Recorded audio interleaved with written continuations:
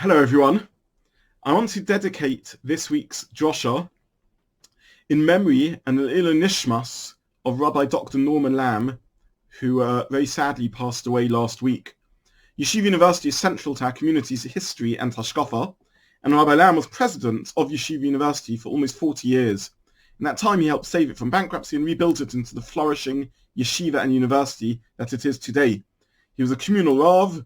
I already mentioned he was the third president of Yeshiva University. He was one of its Rosh Yeshiva.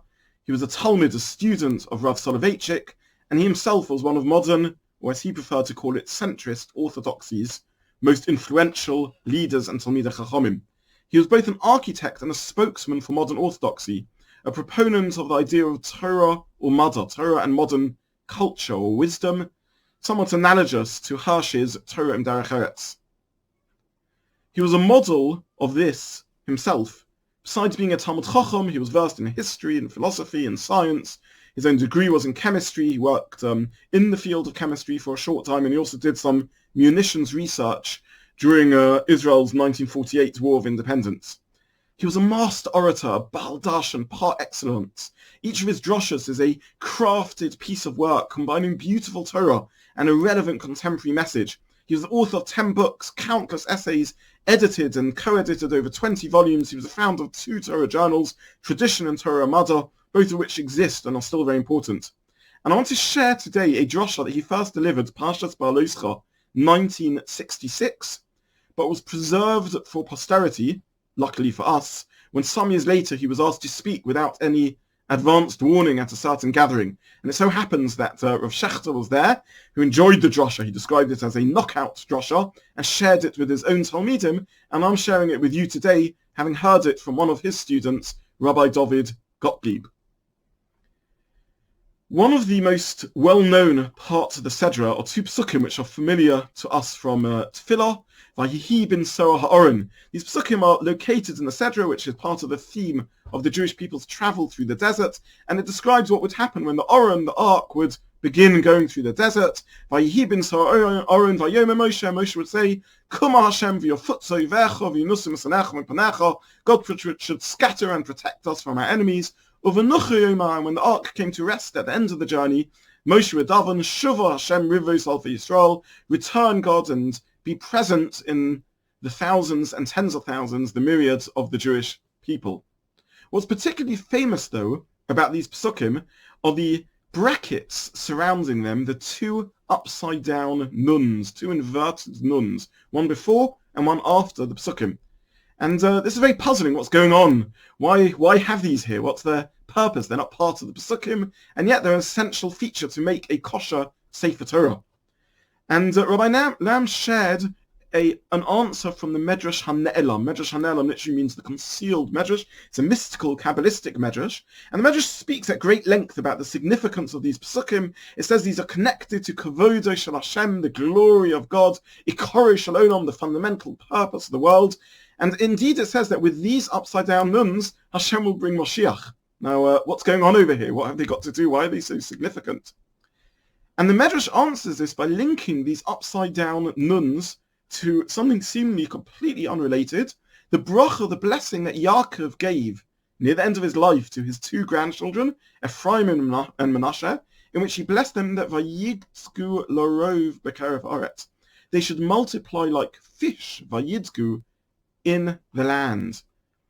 And seemingly what the Medrash is picking up on is that nun in Aramaic means fish, equivalent to the Hebrew word dag, so that the 2 nuns are inverted fish and somehow linked to this blessing of Vayidzku larov, multiplying like fish. And therefore the question gets even more difficult. What's going on over here? Why upside down fish? Why would it be connected to fish? And why in Aramaic? Why not in Hebrew? Surely the word dog then should have been used. In brief, what on earth is this Medrash trying to tell us? And Rabbi Lamm explained the Medrash in an absolutely brilliant manner. And he said, what is it that makes fish unique? Many things flow through the water, but fish possess the quality of being able to swim. They don't drift through the water. They don't go with the flow. They're able to swim even upriver against the tide. They're able to go against the current in whichever direction the water's taking them.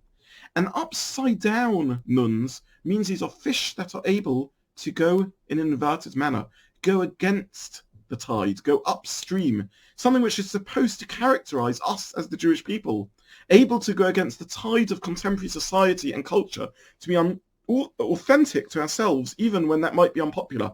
The ability to swim upstream, to dare to be different, started with Avram HaIvri, who was different to the whole world. The literal meaning of the word Ivri is an alien, a stranger, the permanent other who can resist groupthink and is brave enough to question and challenge. And this must continue to this day. We must be Ivrim when society conflicts with Torah values, even though it's natural to want to be part, to go with the flow. We must swim upstream, be upside-down nuns, upside-down fishes, to be different, sometimes to be unpopular, to resist the desire to be assimilate and just go along with the tide. This is the role of the Jew, to resist the tendency to float downstream, which is easy and attractive, but to be able to swim like a contrarian fish in the opposite direction. And so, says the Medrash Hanelam, these two nuns are associated with the glory of Hashem. They're associated with what it really means to be an authentic religious person. To carry on when it's not easy, when the going gets tough, when our loyalty is tested, when we stand strong outside culture, to be different, to go against the tide, to be alone when this is what's necessary. And this, therefore, of course, is the bracha that Yaakov gave to Ephraim and Manasseh, brought up in the land of Egypt. He said it's not enough to multiply, but vayidgu larov, not just in quantity, but in quality, like fish, to keep our distinctiveness, no matter what society we're in, to confront outside culture, to be open to it, for sure, but not to capitulate to it.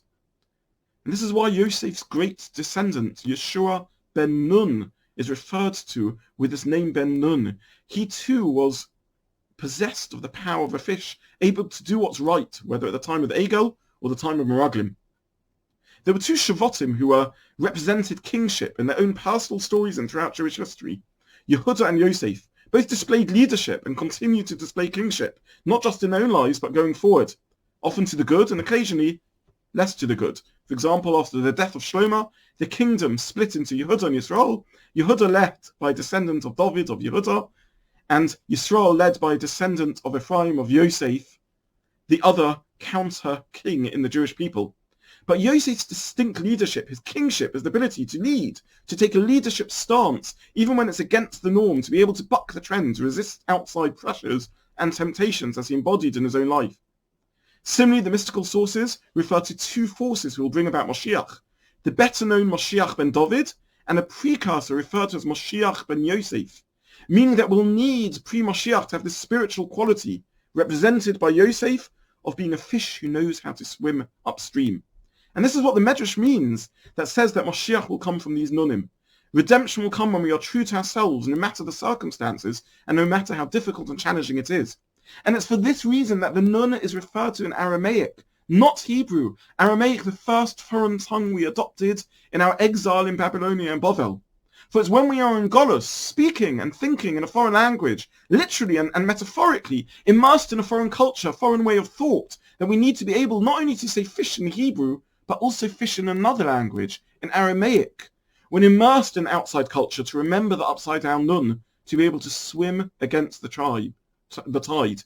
And therefore, Vayehi ben Soa-Oren, the march of Jewish history, must be characterized by these upside-down nuns. If we're willing to swim upstream when necessary, then we can carry the Oren, not just through the Midbar, but through all the stops in our journey of Jewish life.